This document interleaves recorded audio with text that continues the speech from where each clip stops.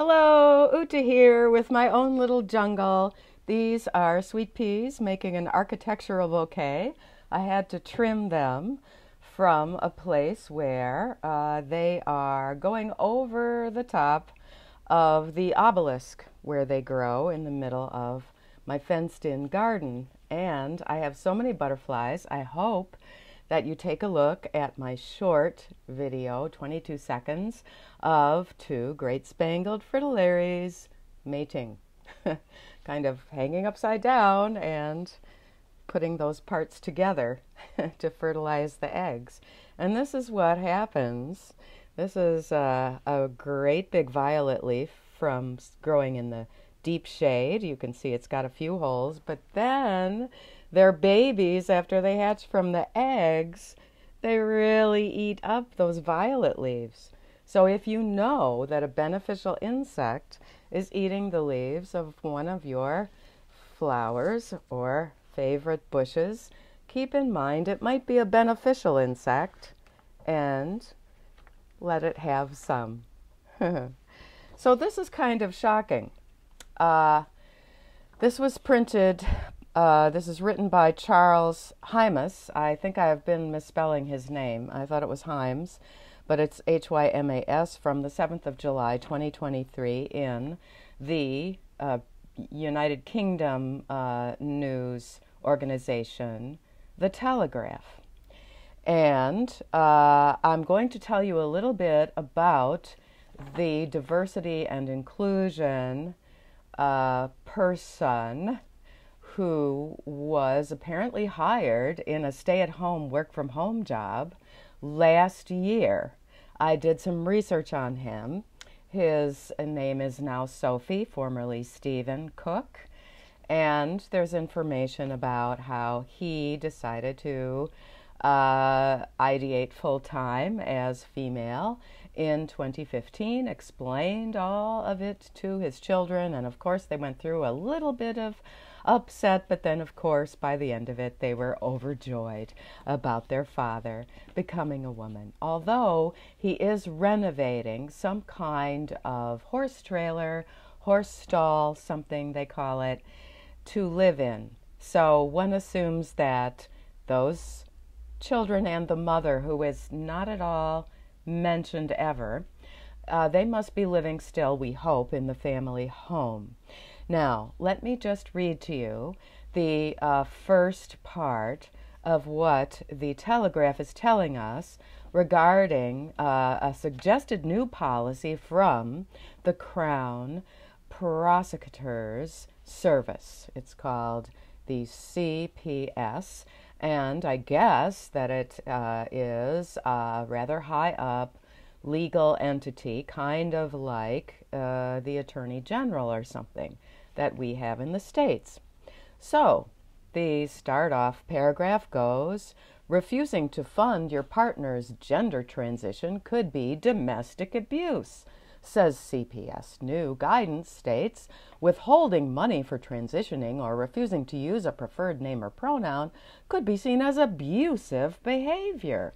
Now, doesn't that just coincide so interestingly with my data on 20 questions to ask a trans widow, where just slightly under half of us were either sexually or physically abused.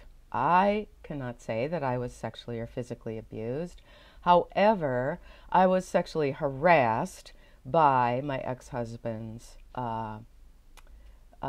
so-called therapist, Ruth the Charlatan, because she suggested that I needed, well, there's a butterfly that I was speaking of right outside the window. They're trying to distract me. I think they must see me as some kind of leader now. Anyway, maybe I'll grow wings. Maybe I'll metamorphose, like the trans ideology always is talking about. All right, but I digress, and I'm distracting myself. So it goes on. Spouses who refuse to fund their partner's gender surgery may be domestic abusers, the Crown Prosecution Service, CPS, says in new guidance. The CPS has listed 9 types of behavior which could amount to abuse of trans or non-binary people by their partners or members of the family. These include withholding money for transitioning. Those children can just eat breadcrumbs, like Hansel and Gretel, which would include either spouse refusing to pay for gender surgery, counseling, or other treatment in a way that amounted to coercive control or abuse.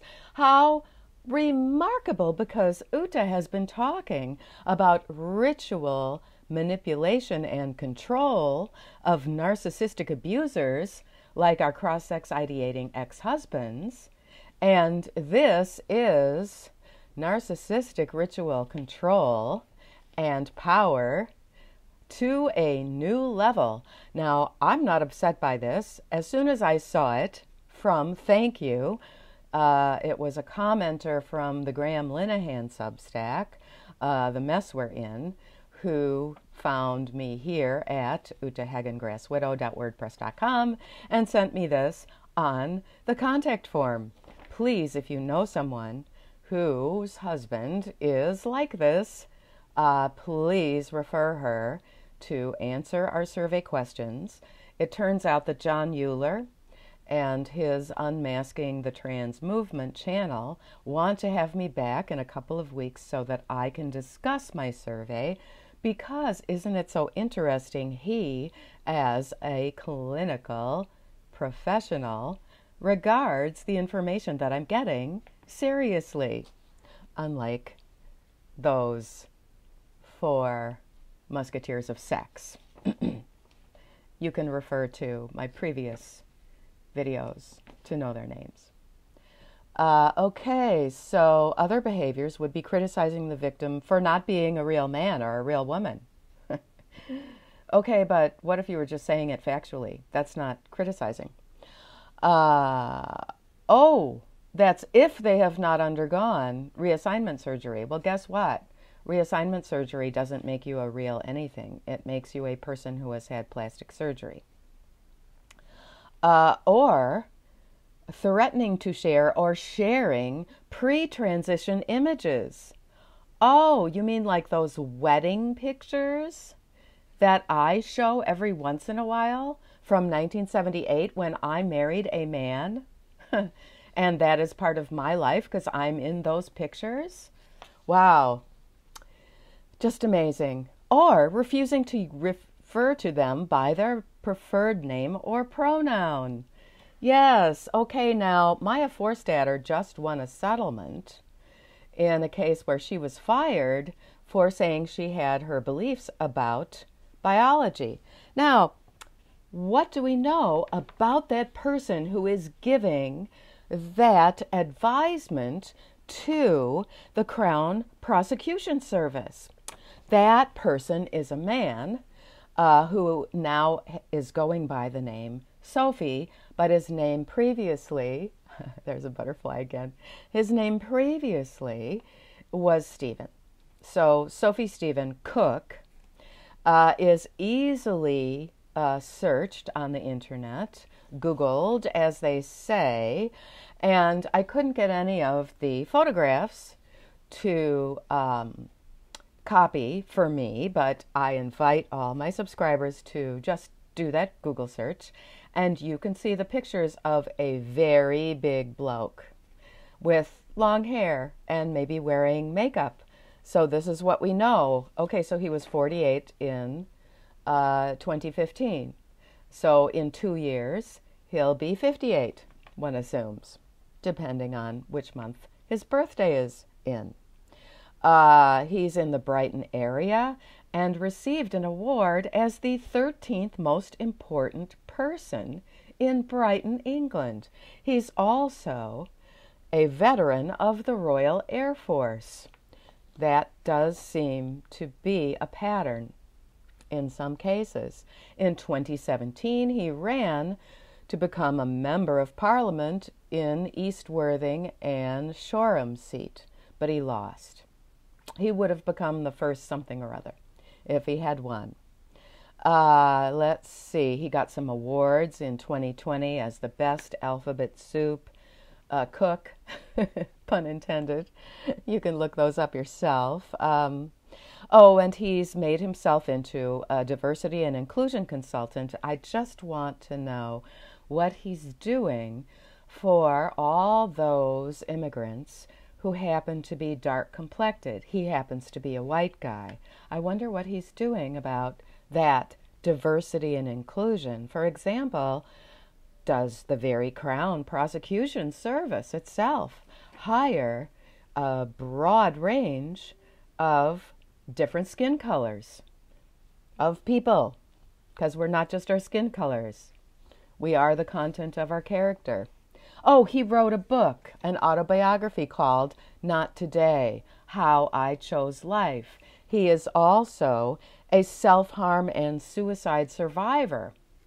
We don't have any details about that, but maybe it's in the book. And he's supposedly writing his second book. He has a website. He's a consultant, as many of them become.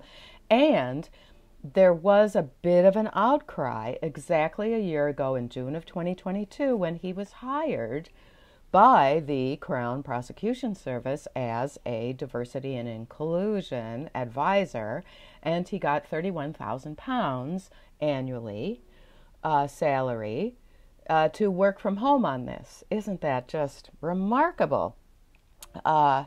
Let's see. Was there anything else? I think I have it all. He advertises himself as a writer, speaker, actor, broadcaster, and photographer. And apparently his job before was some kind of a stringer photographer job for the Bournemouth football club. We in the U.S. call that soccer. And, oh, he's a mental health campaigner. Yes, I wonder if he gives people strategies to distract themselves when they're feeling the urge to self-harm. I hope he's, doing good work on that. And the article in June of 2022 was in the Daily Mail. Now, the other thing that made him kind of famous was that as soon as he got that job and it was posted publicly that this person has this diversity and inclusion job, it was noted that he has publicly and repeatedly used the term TERF, which stands for Trans Exclusionary Radical Feminists. Oh, I forgot to write this other part down. He said something. I probably just thought it would raise my blood pressure. He said something about other than menstruation and giving birth, what doesn't he have? Why, how could he possibly be different from a natal woman if the only two things that separate him from natal female existence are menstruation and giving birth? Because actually he's the age of postmenopausal women like me. I'm just a few years older than him, about 9 or so. Anyway, take a look. I think he's staying in really good shape. People should ask him about his beauty routine and his healthy eating, because I do think that if he was a woman, I just found out, for example, that stone, the colloquial British term stone for how much you weigh, is 14 pounds, what we would call 14 pounds. And I would say that he's approaching 20 stone, or maybe 18 stone, something like that. So, a woman that was that big, carrying that much stone on a female frame, most likely would be having high blood pressure He might be having high blood pressure anyway from if he's taking estrogen. Yeah.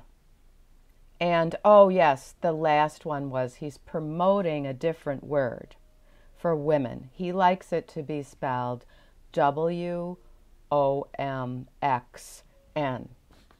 Yeah. I think that this is going to lead to great strides forward for us adult human females. Go out and count the butterflies.